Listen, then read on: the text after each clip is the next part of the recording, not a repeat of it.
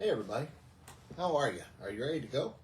I think there's a lot to talk about tonight, and I hope you think so too. One thing I know for sure is that the Olympics are over, but the snow is not. The Olympics, the U.S. did a pretty darn good job, finishing only behind Norway in terms of gold medals and total medals. That was pretty amazing.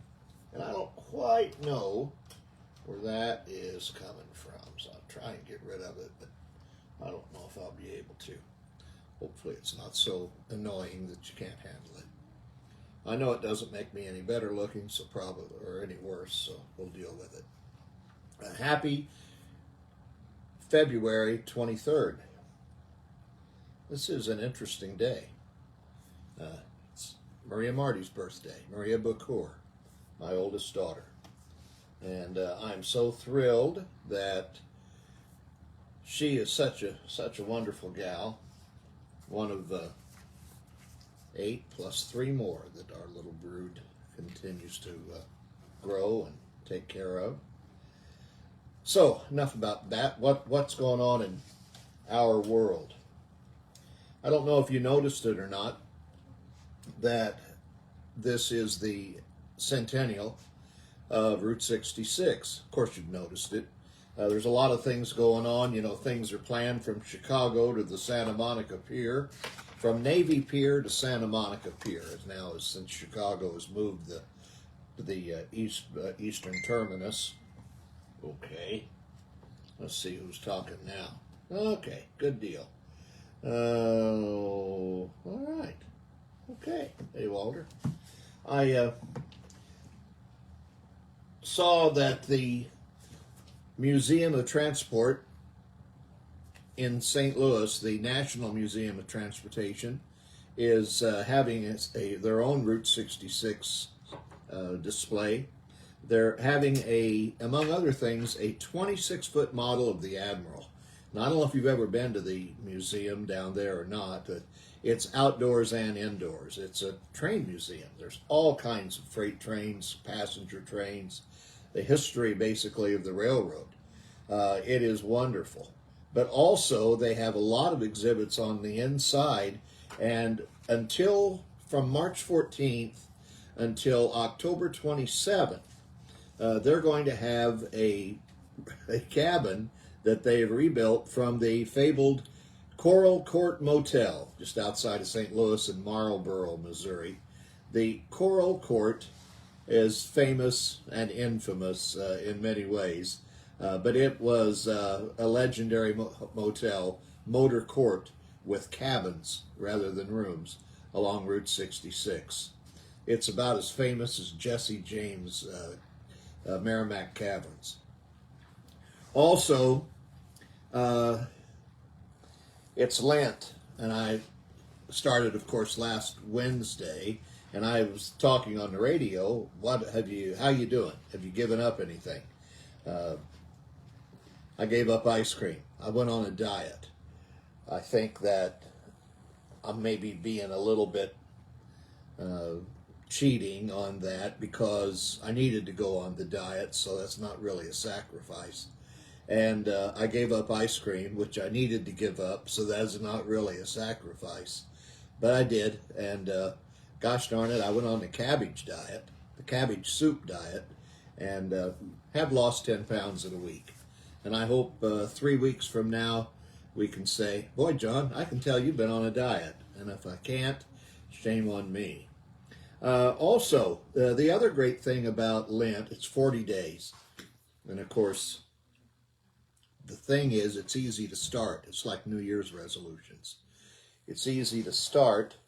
Can you finish? Are you strong enough to finish? If I give up ice cream, will I not have ice cream before Lent is up?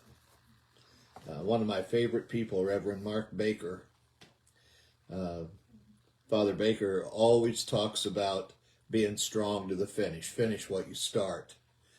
He's a terrific mentor for me.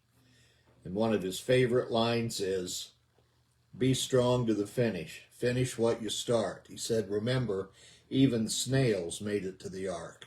And that's true. They did. Otherwise, they wouldn't be here, right? Yesterday was Washington's birthday, February 22nd. Also the birthday of our dear departed friend Terry Tote at the radio station. Terry spent 45 years out there. Also, it was the birthday of Tony Taylor, Anthony Bickoff, who lived in Litchfield many years, worked for us for not as long as Terry, but a good number of years and made an awful lot of friends. Tony was just an incredible fellow. I hired Terry and Tony both in the late 70s. And the reason we hired Terry was because he knew oldies and the other guy who was applying for the job didn't. And so that helped, and that's why Terry got it. He always said, well, I got it because I knew, and I forget which song it was, but it was some Motown thing that he knew. Tony Taylor, when we were advertising for somebody to come do mornings, Tony called, answered, saw the ad in Billboard magazine, or Broadcasting magazine, which is where people found out how to vote, how to apply for a job back then. Saw the ad and called, and we offered Tony the job after listening to his tape. And when I called him and said, okay, Tony, you got the job, come on up, we'll see you in a couple of weeks. He said, I just got one question for you. I said, what's that? He says, did your control room have heat? And I said, yes, it's hot. There's no doubt about it. The transmitter's right behind a window. And he said, good, because he said, where I am right now, there is no heat in the control room and it's cold. So there you have that. So Tony showed up and Terry showed up, and both of them had great careers at WSMI. And both of them had birthdays yesterday, right along with George Washington. Did you watch the Olympics? A lot of the Olympics. Pretty good. The U.S. did really well. I think they only were just maybe 6 or 8 gold medals behind Norway, and everybody else was way beyond that. And in the total medal count, the U.S. was just a few behind Norway, and everybody else was way behind that. Canada, surprisingly, did not do extremely well in this Winter Olympics. And of course, the U.S. beat them in the gold medal games for both women's hockey and men's hockey. Although Jordan Bennington was fabulous in goal. I think his record was 4-1, and he only allowed, I think, 8 goals in 5 games, so he did pretty darn good. Maybe it's really true what they say, that Bennington is great for the Blues if we did better defense in front of the net for him. This is what Katie Wilson gives me a hard time. She says, you never hear your phone. And I said, I know, I put it on silent. And that's one of the reasons why, is just for that right there. So let's make sure we get that all down, and we'll continue. Okay. Also, we're on silent now. We're good. Now we can go unencumbered here. But keep on sending me messages. And I can read them, but I'm glad to see you there. I say my friend Herb Simmons just jumped on. Herb is one of the, he is the premier wrestling promoter in the Midwest, and actually goes all over now. He's lives down in St. Clair County, but he promotes wrestling not only in the Metro East, but my gosh, Herb, Minnesota and North Dakota and all around the country, don't you, just about these days? Got a great organization, and if he tells me when the next event comes up, I'll plug it on there for you, because they do great shows. And I see our good buddy Steve Montana just was elected into the Rampage Hall of Fame. So good for Steve. Steve quit wrestling, he retired, and then he started acting, and he's been doing a fair amount of that, so good for him. Now back to the Olympics, I wanted to mention to you, did you know that George Patton, General George Patton, our most famous military general, competed in the modern pentathlon at the 1912 Games in Stockholm finished in 5th place. Johnny Weissmuller, of course, was a superstar in the pool, winning 5 gold medals before he became the silver screen Tarzan. Benjamin Spock. Dr. Spock got a gold medal in rowing, and of course Caitlyn Jenner, who was Bruce Jenner at the time, won gold and broke the world decathlon record at the '76 Montreal Games. Gina Davis almost made it. Gina Davis, at the age of 41, took up archery. Of course, you remember her, of course, from Thelma and Louise and The Fly, and of course, A League of Their Own. But at 41, she got fascinated by archery, and while watching the 1996 Atlanta Games. So in '97, she found a coach and dedicated herself completely, and soon found herself competing against 300 other women to get a place on the U.S. Olympic archery team for the 2000 Sydney Games. She fell a little short. She finished in 24th place, but that's 24th out of 300, so she did pretty good. So Randy, old Steve is your first cousin. Did you guys ever wrestle when you were kids? I know, that Steve is a great guy, Steve Montana. Vera Wang, the designer, she was a great figure skater. She competed in the 1968 U.S. National Championships in Philadelphia, but her efforts weren't quite good enough. She was devastated. She decided to turn her efforts towards fashion, which didn't turn out too bad for her either. Selma Hayek, she wanted to be a gymnast. She was pretty darn good, but her dad would not let her go to Mexico and train, so in her turn, she just didn't make it. But according to her, she excelled and was drafted for the Olympic team, but she did not go.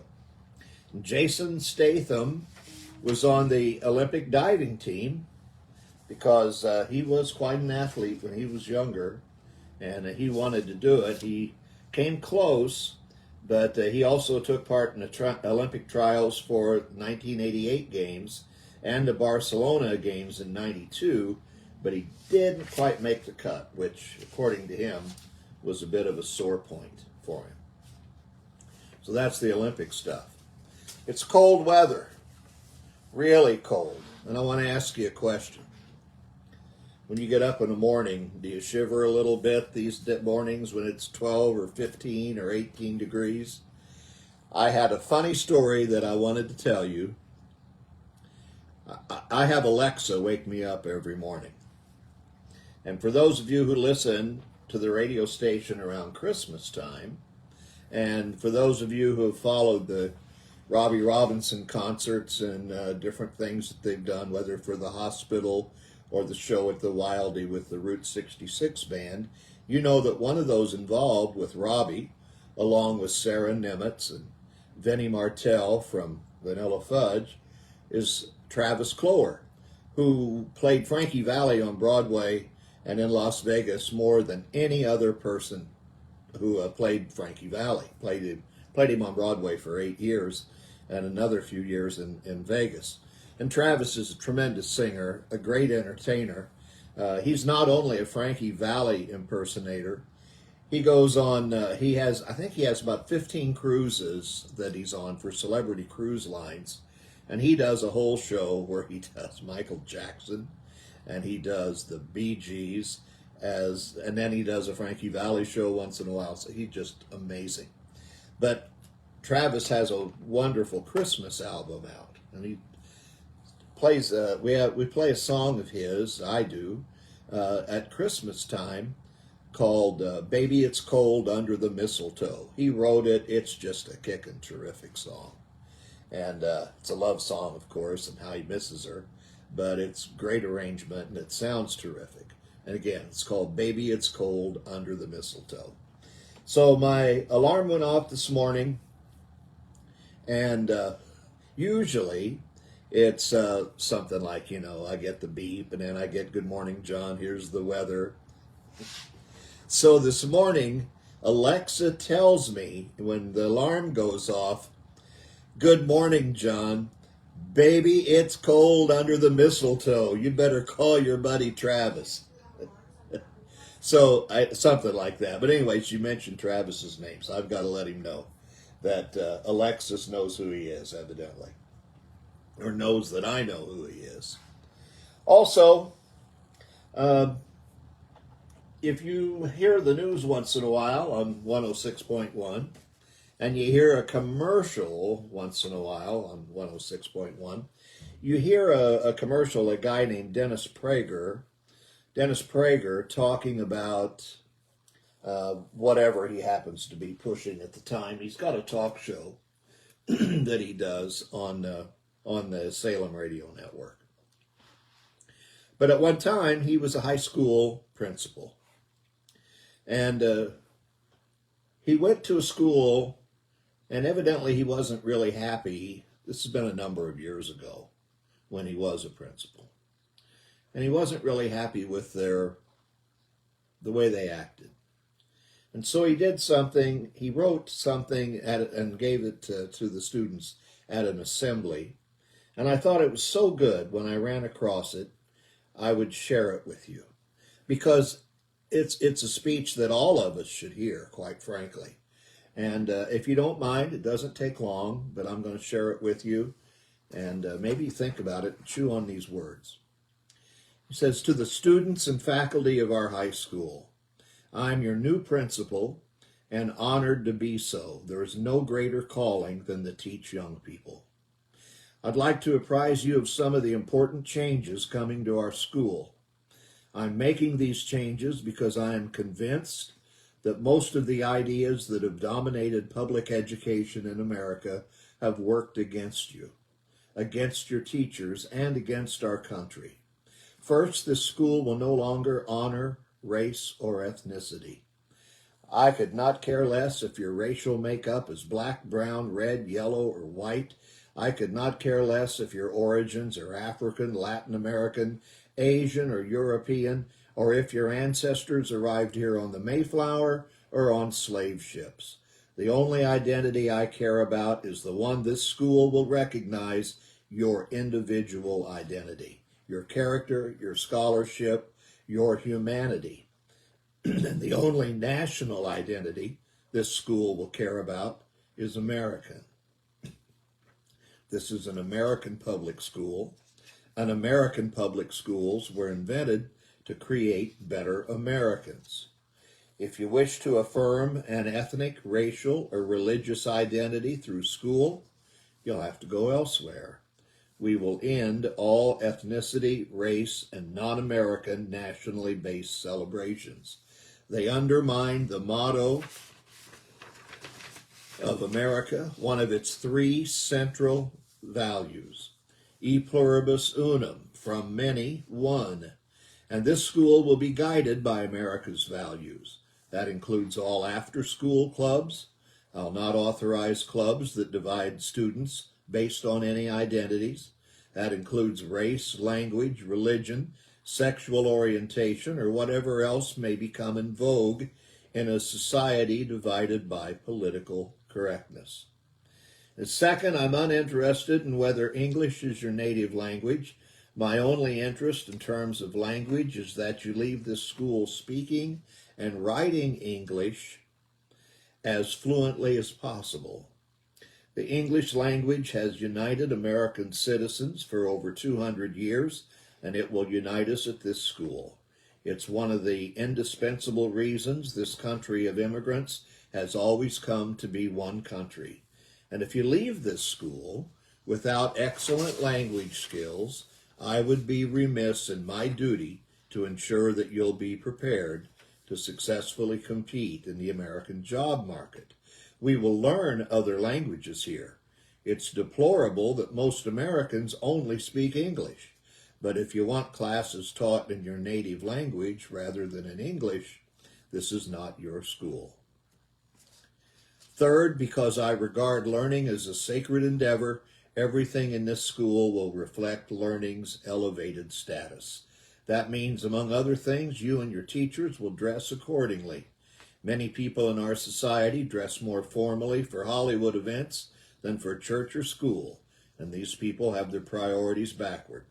Therefore, there will be a dress code at this school. And fourth, no obscene language will be tolerated anywhere on this school's property, whether in class, in the hallways, or in athletic events. If you can't speak without using the F word, you can't speak. By obscene language, I mean the words banned by the Federal Communications Commission, plus epithets such as the N-word, even when used by one black student to address another black, or bitch, even when addressed by a girl to a girlfriend. It's my intent that by the time you leave this school, you'll be among the few your age to instinctively distinguish between the elevated and the degraded, the holy and the obscene. And fifth, we'll end all self-esteem programs. In this school, self-esteem will be attained in only one way, the way people attained it until decided otherwise a generation ago, by earning it. One immediate consequence is that there will be one valedictorian, not 8. And sixth and last, I'm reorienting the school towards academics and away from politics and propaganda. No more time will be devoted to scaring you about smoking and caffeine, or terrifying you about sexual harassment or global warming. No more semesters will be devoted to condom wearing and teaching you to regard sexual relations as only or primarily a health issue. There will be no more attempts to convince you that you're a victim because you're not white, not male, not heterosexual, or not Christian. We will have failed if any one of you graduates this school and does not consider him or herself inordinately fortunate to be alive and to be an American. That's just amazing to me. That might be a little strong for some people, but how else are you going to make this country go forward if you can't stop it from going backwards, sideways, and in 1,000 different directions? I don't know. Makes sense to me. So, got a few of you. And we could have a few more, and if I offended anybody on that, I'll take it up with Dennis Prager. I just read it, but I don't necessarily disagree with it.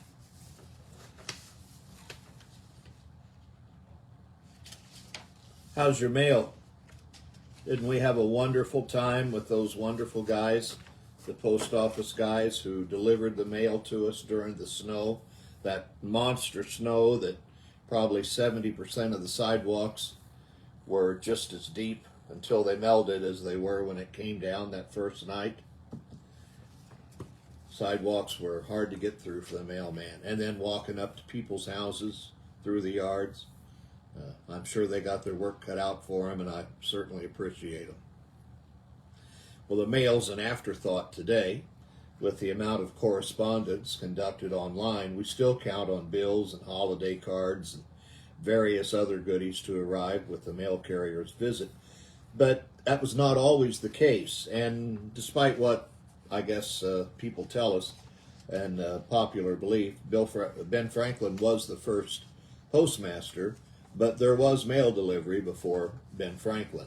In fact, the first post office in the American colonies was established in a Massachusetts tavern, of course it was, in 1639. And the first intercolonial systems surfaced in the 1670s.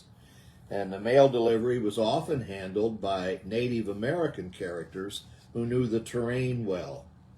Now, the interesting thing that I read about this, and I'm not going to read the whole long story, but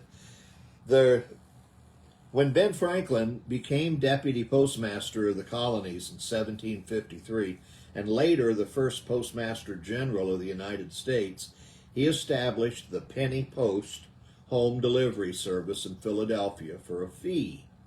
Several of the private mail companies that materialized in the 1800s also would deliver mail to a recipient's door, while a postmaster in a smaller town, such as a pre-presidential Abraham Lincoln, might find time to stop by the homes of those unable to retrieve their mail.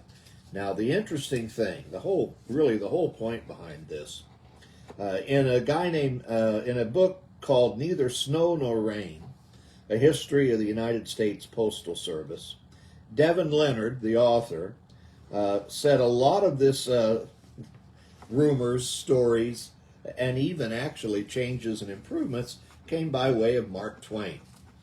The confluence of the expanding postal system and the coherent system of house numbering arrived when the government announced the start of home mail delivery effective July 1st, 1863. Citizens intending to send mail directly to a recipient's residence were required to include a street address, but the street numbering system remained very much in flux, and many letter senders simply ignored the requirement in lieu of more creative descriptions. A mail carrier might find a note addressed to, say, the residence halfway between 3rd and 4th with 2 broken windows and a crumbling chimney. Well, I guess that'll get them there. Back when I was working for kayak swimming pools and doing in-home, the customer would always give directions to their house. And I'll never forget one time in the dark, of course, after 8 o'clock at night in the early spring, the directions said, follow this to Joggin Road, Jogin. There was no space.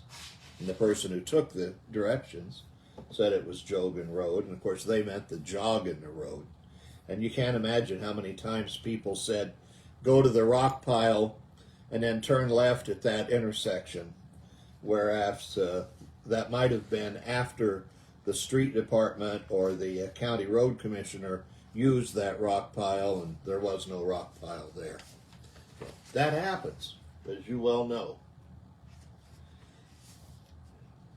I wanted to talk to you tonight about Father McGivney, but I'll save that for another time. Father McGivney High School just beat Hillsboro in the basketball game last night on the radio.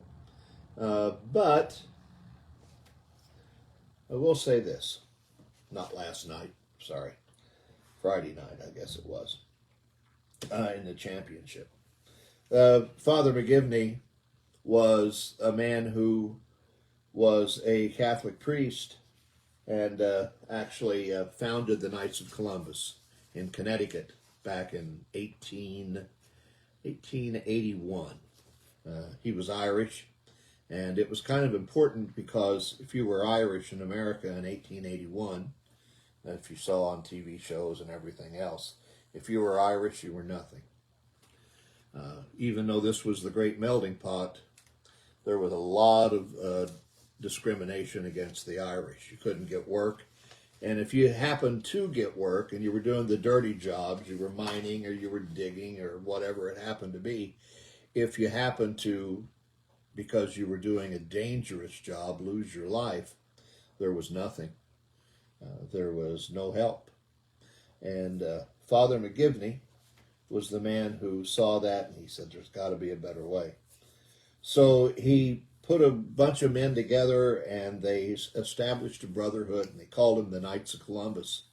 And it was basically designed not only to get together, hi Don, but it was designed to literally build up basically a fund, and started basically an insurance company. And that's what it was for, to make sure that those widows and orphans had a little bit of help. And that's what Father McGivney did. He did not live a long time. After he founded it in 1881, in August of 1890, after he was working so hard, going around all over the country setting this up, he got sick and worn out, and at 38 in 1890 he died. He never got to see what he had built. When he died, the Knights had about 6,000 members. There's several million, of course, now. But Father McGivney, that's why Father McGivney, Saint Father McGivney, is the namesake for that high school. I'll leave you with one last story. One last story. Sometimes, and this is a short one, sometimes people run into things, run into people, run into situations that literally stop them in their tracks in the most wonderful way, or just shake them to the core. And there are all kinds of those, and they happen quickly when you least expect it. And one of the best ones I ever heard was a guy said, I had done 72 hours shift at my fire station. This guy was in New York. And a woman ran up to me at the grocery store and gave me a hug. And when I tensed up, she realized I didn't recognize her. She let go with tears of joy in her eyes and a most sincere smile and said, on 9/11/2021, you carried me out of the World Trade Center. How'd you like to have that happen? Or something of that magnitude? That'd be really tough. And we are coming into spring. We're coming in at the end of spring, or beginning of spring. Sorry, the beginning of spring. We're coming into planting season. Time to take care of the earth, I would say. An 8-year-old girl asked her dad to start recycling. He said, why?